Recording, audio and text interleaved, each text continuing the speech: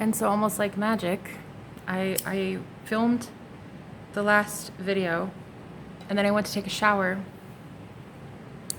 And one of the most beautiful people that I think I've ever encountered on YouTube emailed me. I hadn't even posted the video yet. I literally am still editing it. So this woman, which you know who you are, babe, you are so gorgeous, by the way. And you have helped me so much, like in my time of need, you have no idea. I love you, I really do. I just came out to this email.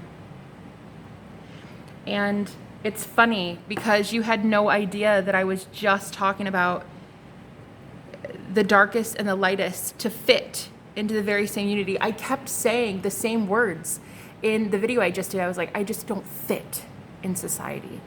I don't fit anywhere. I'm just feeling like everybody and everything is too shallow for me. I'm sorry. It's kind of, I know, a little bit maybe self-deluded. I don't know. But by the end of that video, I said, I don't want to be worshiped. I just want to be loved. I want to find that one person that loves me so unconditionally that no matter what I talk about, no matter what I look like, no matter what I weigh, no matter what I say, no matter what I believe, no matter, I just want to find my people. Sisters and brothers in magic. That's what I want. I just want to find other people like me. And how can you if you're so busy hiding who you really are? Anyway, I came out to find an email that was blowing my mind, all about magic, all about like deities and really cool shit, really cool shit, the shit that matters, And it just like, wow, it wasn't even like a half hour later. Really? The universe wants us to find our people, our soul family. The true ones, right? The real ones, though. All you have to be is willing and open to receive it. I didn't even say it in hopes that I would find anybody. Maybe. I guess by the end of the video, I was like, yeah, I just want to find the one who would sit here for an hour and 3 minutes and just be like, hey, I made it all the way through. I love you. I think we're soul fam.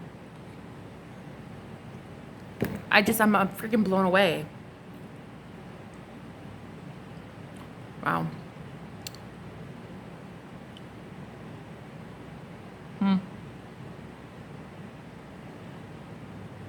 Huh. It's just crazy. You know what I love? I love the people who are discovering things, finding truth. And it's like, how do you know that? But then it's like, bro, I know you know though.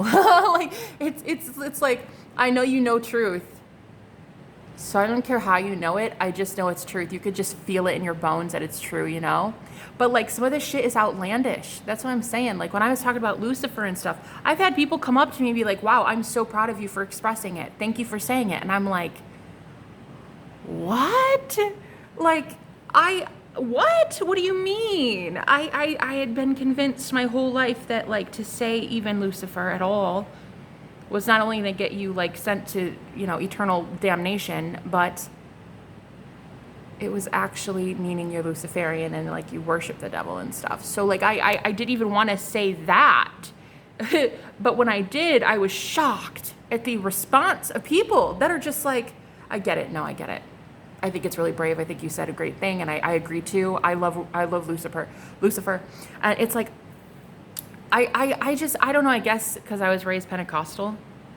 My grandparents ran the church, which if I can get out, like freaking anyone can. Okay, like literally anyone. I was there maybe 3 to 5 times a week. Plus, I would spend the weekends with them. We'd always play like. My grandma and I backgammon. She taught me the piano. Like it was just like an all the time thing. Like it was a nonstop Bible study. And so I know the Bible pretty well. I mean, I need to brush up on some things, but what I love is discovering truth and sharing the truth, because I don't think that it's fair that the world doesn't know. And I know that, like when I was talking about my twin flame, he got involved in some really nefarious shit. Like he actually, yeah, he was involved in a group. He came back to me in April of this year. Pretty sure he was working with I'm pretty sure it was a coven. And it was definitely a secret society. And I was getting word that it was not good. It was very nefarious. And then I couldn't even be around him. It was so bad. And I remember after the fact, I got whoosh, so much energy, so much dark energy sent my way because they really wanted me to shut up. Not so much him, but the group that he was working with. And I got freaking pummeled, bro. And there was so many energy cords between he and I still. So I got pummeled. These forces that don't want you to speak. Who do you think they use? They use people, right? So it's like, even though my twin flame was the center of this, like, technically speaking, we had cords of attachment between us. It's like people were feeding him lies. And he was getting so bombarded by the darkness that it was affecting me very much negatively. That's when, I mean, I was already being targeted with black magic, but this is when it got really bad because I started to get like worried that like, it's just me and my invisible detail. I mean, it's me and Archangel Michael and like Goddess Kali and stuff. And it's like, it's me and the Most High, and that's it. Other than that, I'm pretty much, very much susceptible to any sort of energetic attack, right? Well, that's until I took my power back. Now I'm fine. But so in April when he came back, I knew he was working with something not so good. Not so good. And I had no way of really conveying that message to anybody. No one would believe me. Even if they had believed me, what can you do? It's all energy. It's like, what the fuck can you do? You can't do anything. Shit, I can't even do anything. And it's like, what are you going to do? What are you going to do? It's like, he's not in my life. We're not dating. It should be, it's almost like anybody who would have sympathized with me at all, there's nothing you can do. It's all energy. This is a spiritual warfare. This is not even people we're fighting. These are fucking forces. Anyway, these are dark forces, by the way. But it's not even like people anymore. I stopped hating him a couple days ago. Like, it's just, oh my God. Really what triggered it all was I did a freezer spell. It got that bad that I needed to do a freezer spell. And it stopped the wave of darkness in its tracks. It was like I finally could stop seeing him as like his lower 3D egoic self. And I could see that he's just a beautiful unicorn. It's like I'm stopping the hate, which is stopping my curses, my all the negative shit that's happened to me. There's nothing negative now. It's only positive, and it's only beautiful, and it's only light, and it's only love, and it's only unicorn farts and rainbows. Like, that's all right now. And I felt like I was being silenced, though. I was being targeted.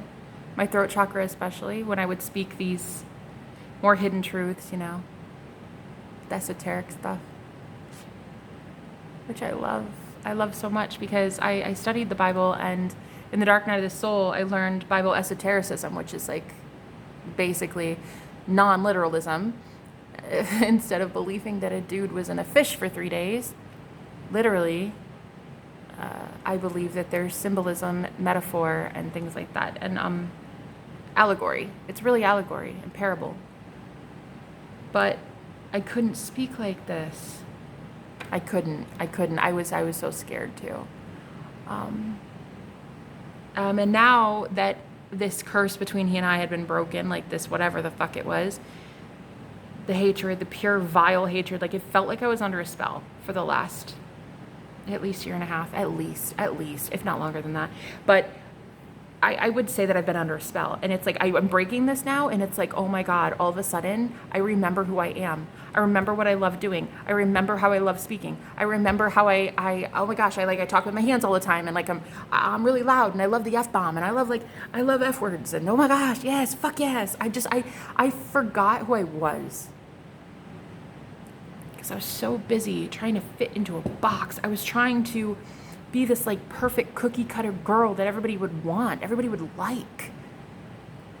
You know, oh, I don't swear because like people will be really intimidated by it. And oh, like, well, I don't talk about how powerful I am as a witch because, you know, men just don't like that. And I'll be single as a Pringle for the next 50 years if I'm here talking about witchcraft. So you either can talk about how powerful you are as a manifester, or you can find a man's.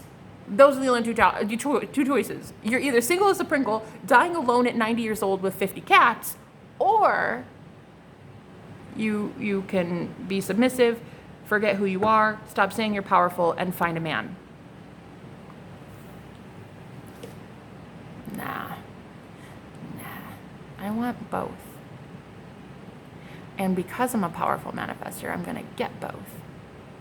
I'm going to have a guy who is just like rare. Like her power is something fierce, and it's great, and it's what I love. I said that at 11 minutes 11 seconds. I'm not kidding. I'm gonna find someone who is so into me and my ability to do like whatever the fuck I want to do. There's no intimidation there. There's no jealousy, there's no envy, there's no competition, there's no fear, there's nothing like that. It's just, wow, I'm into it. And I think that so many women, I get it, ladies. Like, I freaking get it. Like, society told you to dim your light, to not fit in, to not, like, really, truly love everything you are, like, all your curves and all your edges. To not, like, think you're the sexiest thing on the planet. You know, at whatever size you are, whatever you look like, whatever your age is. Like, we have been taught that there's a prime. You know, like it's like you're 25 to 32, 33, and then it's like you have to be a size 2 and you have to be fuck that. Fuck the beauty standard, really.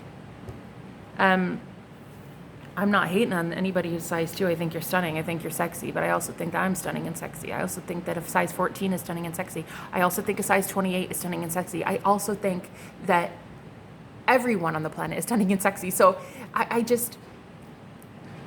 I think I was so afraid to just really own it. Fully, 100% out there. Like, this is me, take it or leave it. Like, am I enough for you?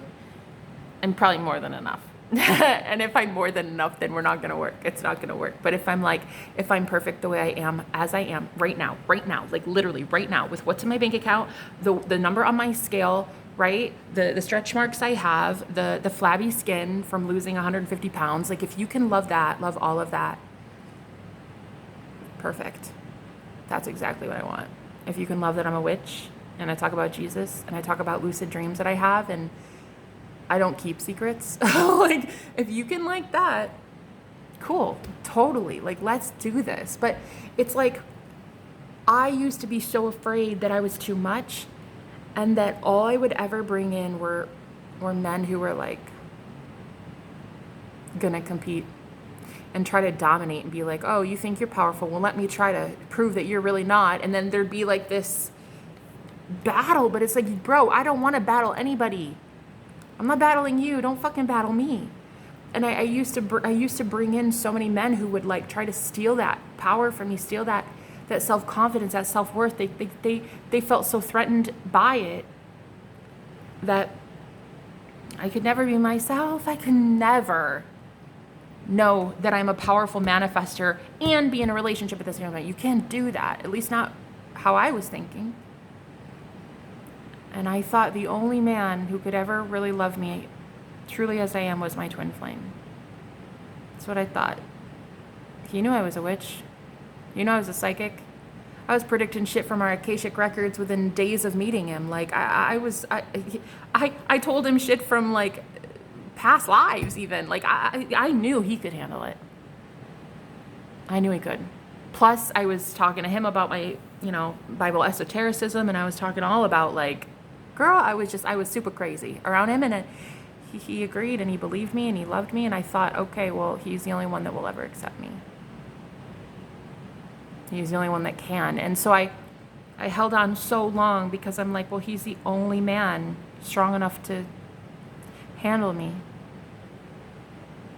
Everyone else, they either love my body, but they hate my mind, or they hate my body, but they love my mind. It's like there always had to be this compromise that I would have to make in these relationships.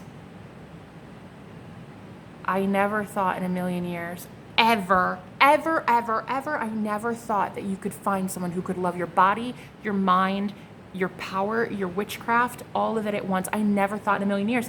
And I thought that he would only ever be the only one. So I held on for a really long time. A lot longer than I think I should have. Even when things got dark, and it got really dark. Really dark. It pulled me under. I drowned, and I was like, well, this is it though. I can't leave. He's the only one that'll ever accept me as I am. But then I started accepting me for who I am. And I stopped caring if anybody ever accepts me. Ever again. It's like, what's the worst that can happen? Really, what's the worst that can happen? I don't have a place to live. I have no money because I don't have people who purchase readings from me, or I don't have clientele, or I can't find a gig, a 9 to 5, or I can't. What's the worst that can happen? I'm still going to be myself. And it's like you take that power and you give it back to yourself when you say that. Like, what's the worst that can happen? People don't like me? Oh well, I've been the black sheep my entire motherfucking life, and people have not liked me from day one. I've always been hated. By my own family, I was hated. So really, what is the fucking loss? There is no loss. And that's when you really take your power back. And then at that point, you're like, I'll bring in somebody who could love all of me then. Maybe there's someone who would drool over me. Like I used to drool over men. I was so physically into my husband. Like, he never believed me though, because he hadn't learned self-love yet. I went to God. I found God in our marriage.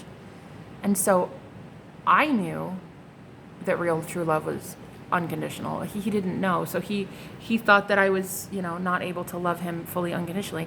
The same with my twin flame. Until I broke this spell, this curse, whatever the fuck this is, until I broke this, my twin flame can't actually see that I love him authentically.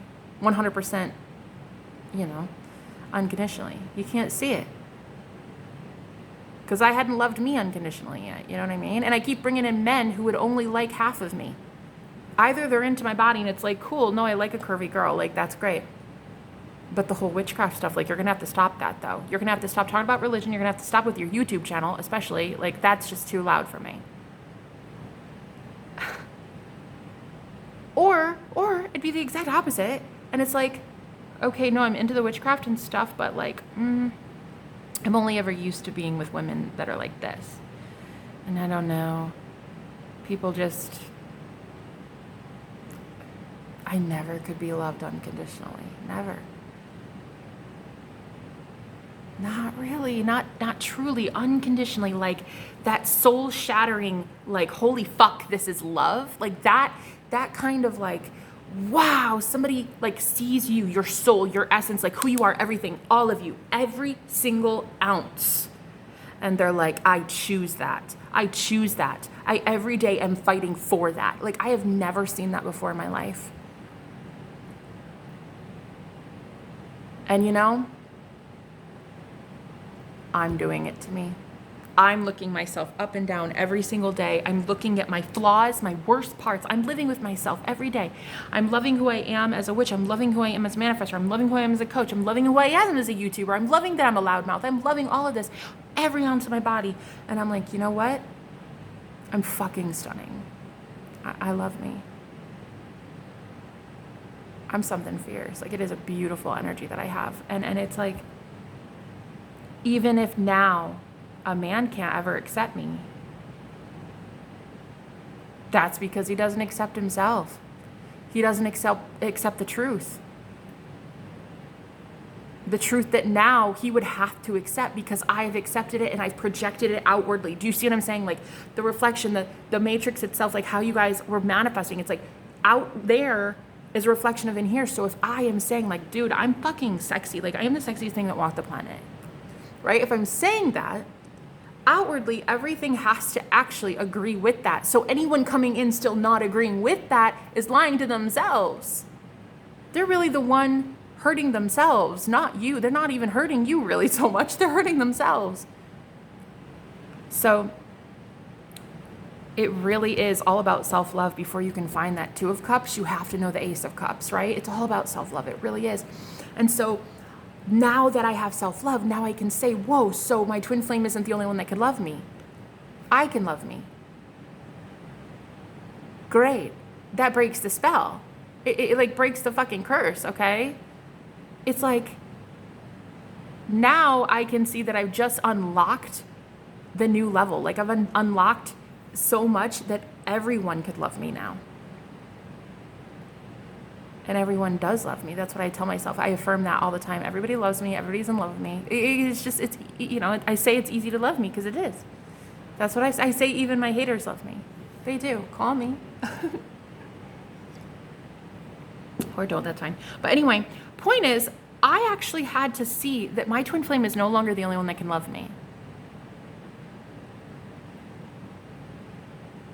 And man, you take away that power, that whole like, only they can give you love, well, then that leaves you bound. That leaves you in a really shit situation. Because like, if it's your husband, you're stuck there for 50 years.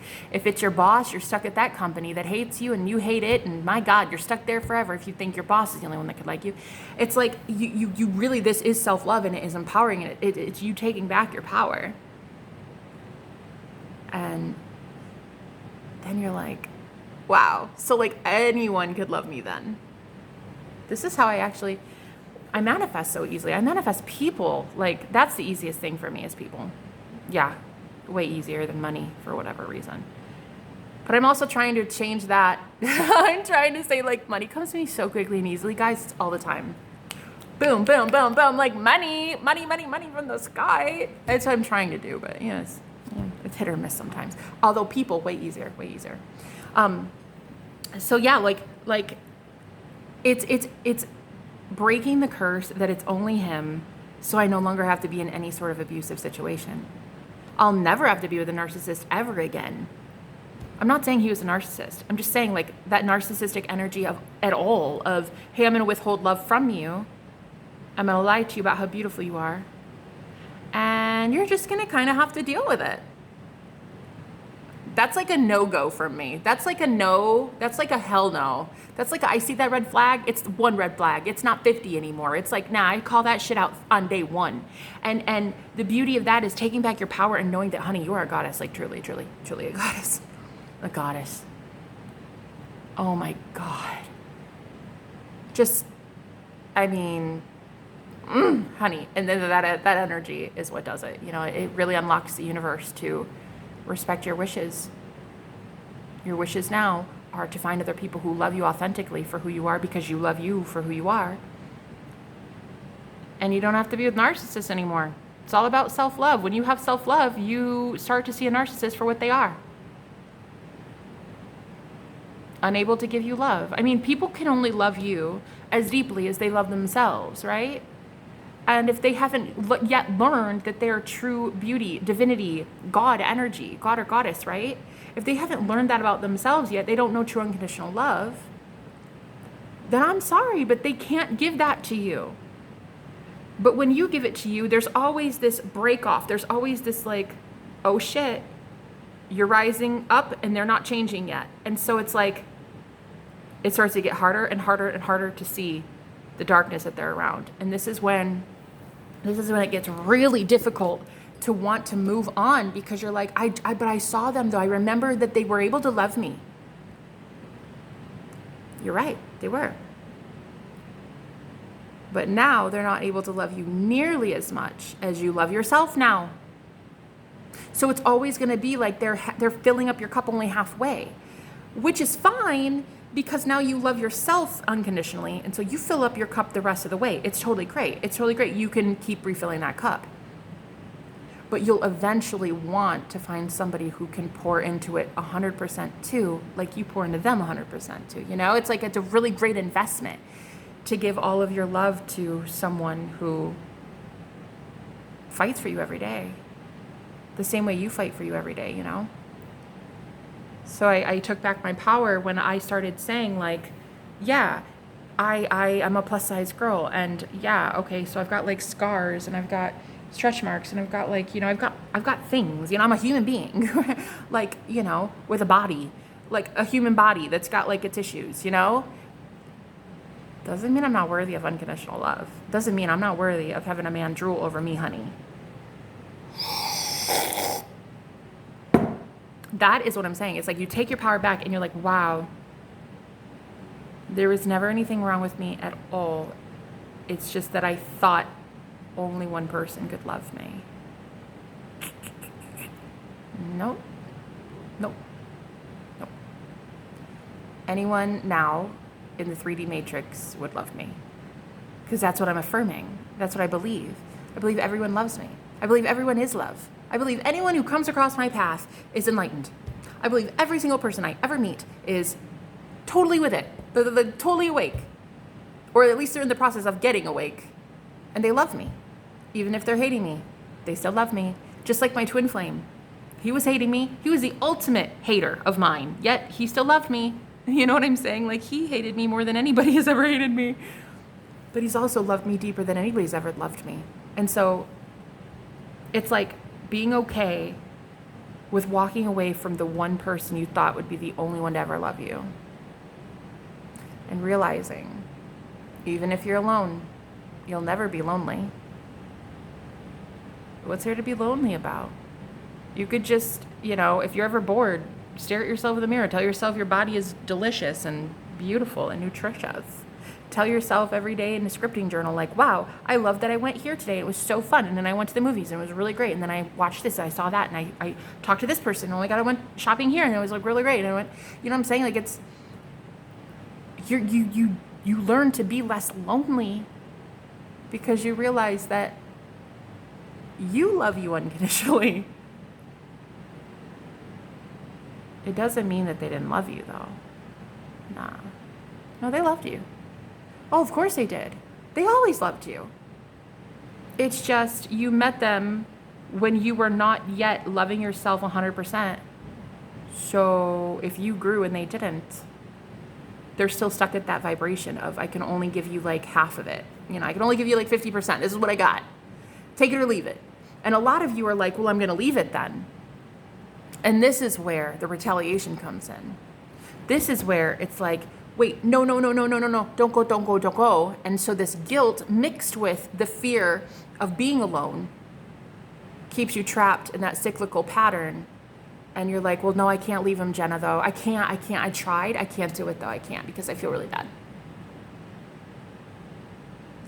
Why do you feel bad? Because they don't know that they're source yet. They don't have their own energy source yet. They don't know it. They haven't learned like you did. You went within. You went really deep into your own shadow and you fucking found God there, man. So they don't know it yet. They haven't had that opportunity. They've been so busy with a 9 to 5 and like all the chaos of the world. They haven't been allowed to go and sit within yet.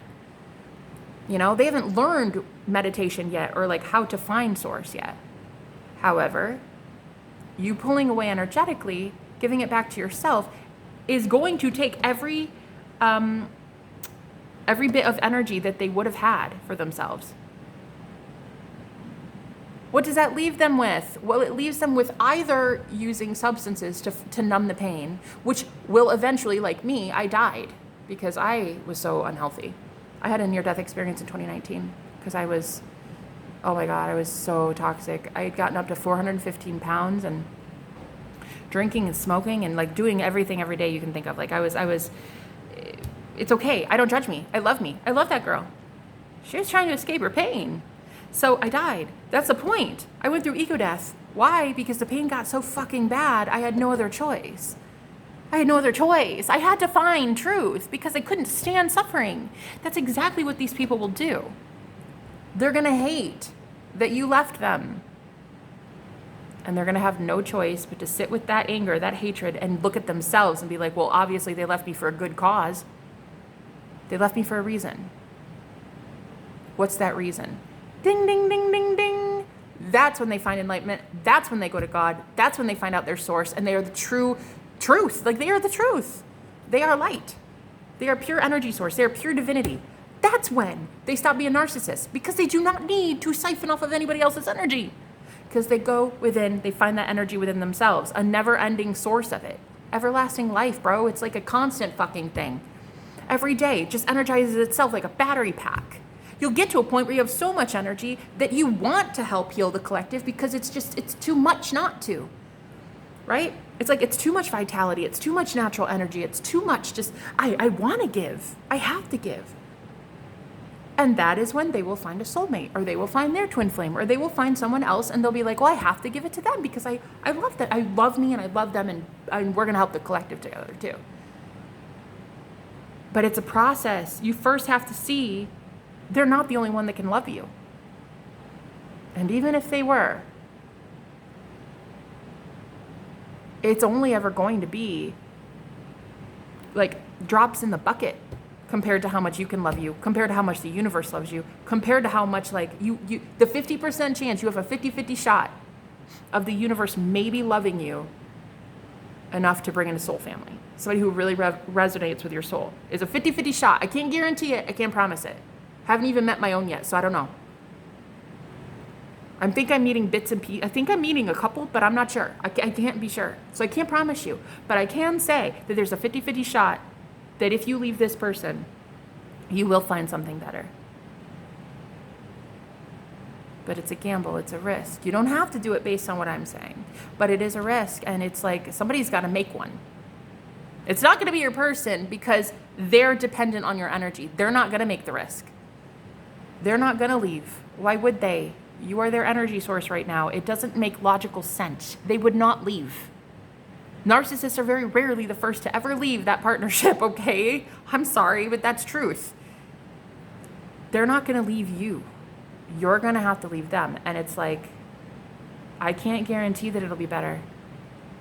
But I can guarantee you, you will feel happier, being authentic, knowing you're doing what you think is best. Because I can't guarantee that you'll find somebody. I don't know your life. I can't tell you that. But I can tell you that you will find somebody special. You. And source. And you will realize you are one and the same. So this overabundance of energy that you'll have, oh my God, it's like every day you wake up and it's like your batteries recharge, literally. I mean, I might be drinking black tea right now for caffeine to stay awake to channel this. But otherwise, I don't have people siphoning my energy anymore. And I'm not addicted to things. So I have a ton more energy than I've ever had, which helps me shift realities really quickly, which helps me get to my dream reality so much faster, which is perfect. That's the whole fucking point. You want to ascend, right? You want to go to your dream reality, right? You need energy to do that. So if you leave, you'll at least know you're giving it all you've got. You know in your soul it might be right, it might be wrong, but at least you think it's worth fighting for. Sometimes love walks away. Sometimes unconditional love is walking away. And I know that that's contrary to popular belief in today's society. Oh, I'll never give up on him. That's not love, Jenna. I'll fight. I'll stay there and I'll fight forever. Okay, but don't call it love then. Because you're miserable and so are they. So don't call that love. That's not unconditional love. That's torture. So I'm not here to sugarcoat anything, but I am here to, I guess, deliver this message today. But yeah, so I thought that my twin was the only person who could ever love me. I was so scared that he was the only man who could like love my body, my mind, and my gifts all at the same time. No,